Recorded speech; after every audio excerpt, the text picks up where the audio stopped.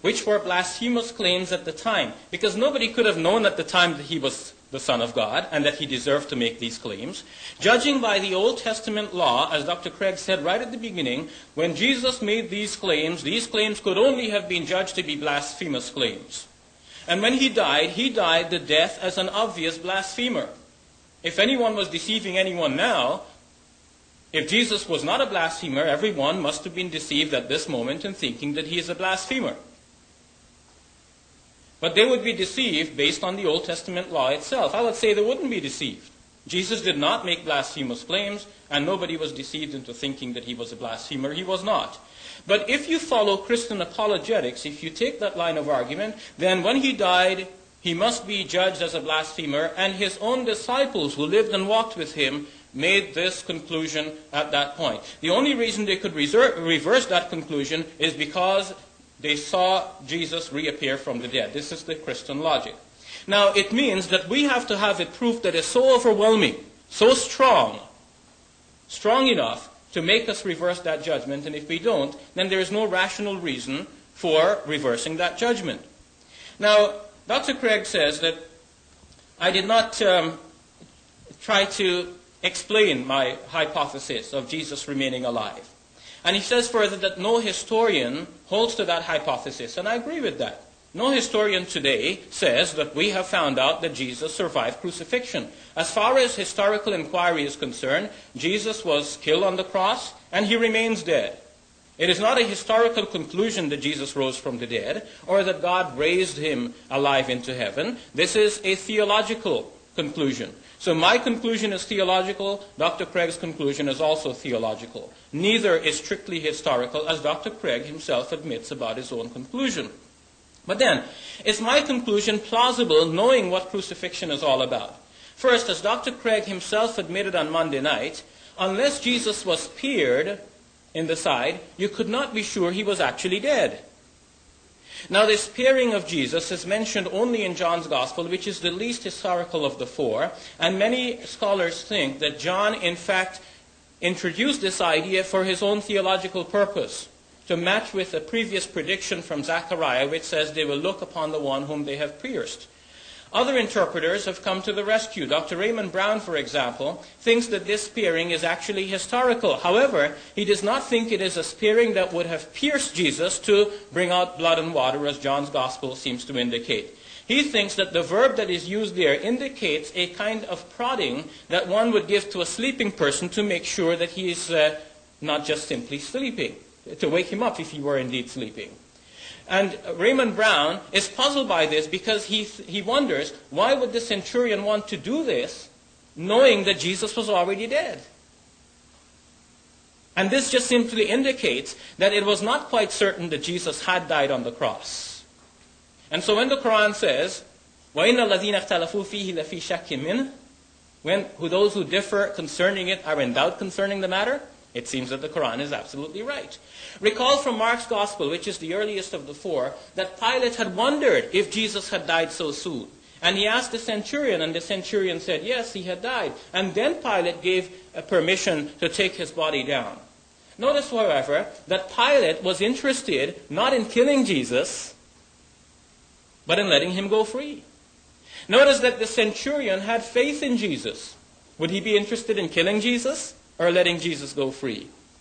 Notice also that Jesus was given a drink when he was on the cross. And according to Mark's Gospel, the first time that drink was offered to him, it was mixed with myrrh. And according to Raymond Brown, herbalists in the ancient days noticed that myrrh can be used as an anesthetic.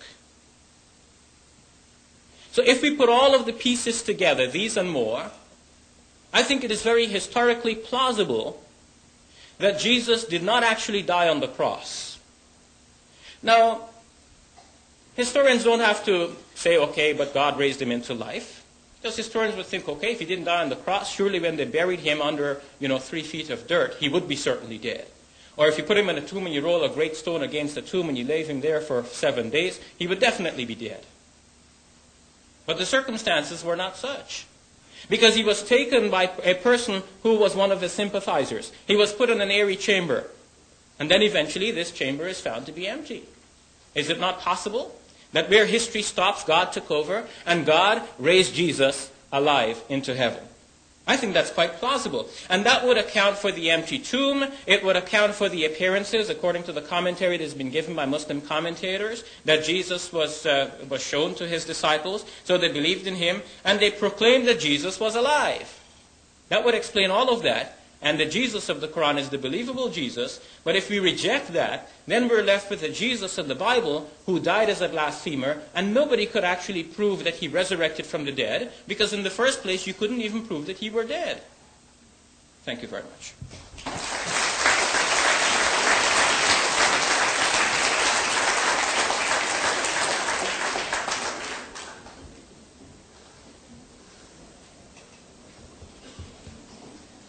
In my closing statement, I'd like to draw together some of the threads of the debate and see what conclusions we might draw.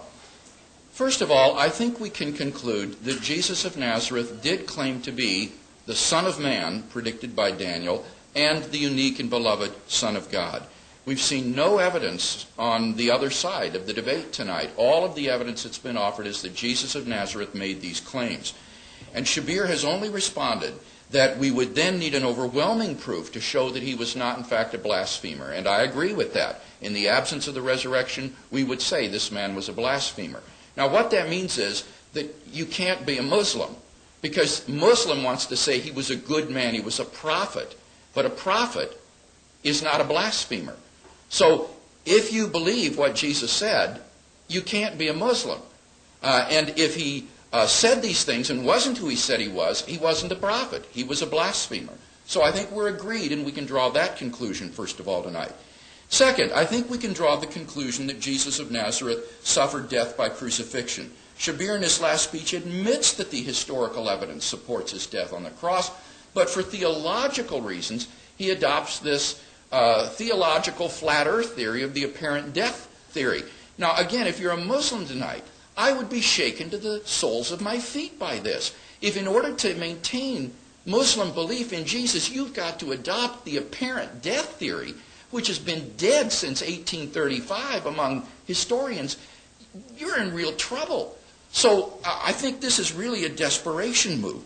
Shabir says we can't be sure Jesus was dead. But look, the spear thrust in the side is attested by classical authors like Quintilian as a method of assuring death by crucifixion. And in any case, the way you die by crucifixion is not by bleeding. You die by asphyxiation. In order to breathe, you have to pull yourself up to breathe. And if you collapse back down again, you strangle to death because the lung cavity collapses. And Jesus, just hanging there in a dead position, would be dead after a couple of minutes because he would strangle to death. He couldn't breathe. He was clearly dead when he was taken down from the cross. Now, what about the resurrection? We've agreed tonight that the tomb was found empty. We agreed that after that, the disciples saw multiple appearances of Jesus. And we saw that the disciples then came to believe in Jesus' resurrection from the dead, and that was the message they proclaimed. So the issue then is, what is the best explanation? Shabir says what happened is God miraculously assumed him into heaven out of the tomb. But he hasn't answered my 4 objections to that. Number 1, it does not explain then why the disciples began to preach the resurrection rather than just his assumption into heaven. Visionary experiences wouldn't lead alone to belief in his resurrection. 2, it doesn't explain the New Testament distinction between a vision of Jesus and an appearance of Jesus. In order to do that, there has to be something different about the resurrection appearances. I think it was their physicality and corporeality. Third, it comes too little too late because Jesus has already suffered the shame and humiliation of being defeated by his enemies. It's pointless to assume him into heaven at that point, but resurrection of the dead requires him to be actually killed before God miraculously raises him. And finally, number 4, Shabir's hypothesis turns Allah into a deceiver who tricked the world into believing Jesus was risen from the dead and thus into believing in Christianity. So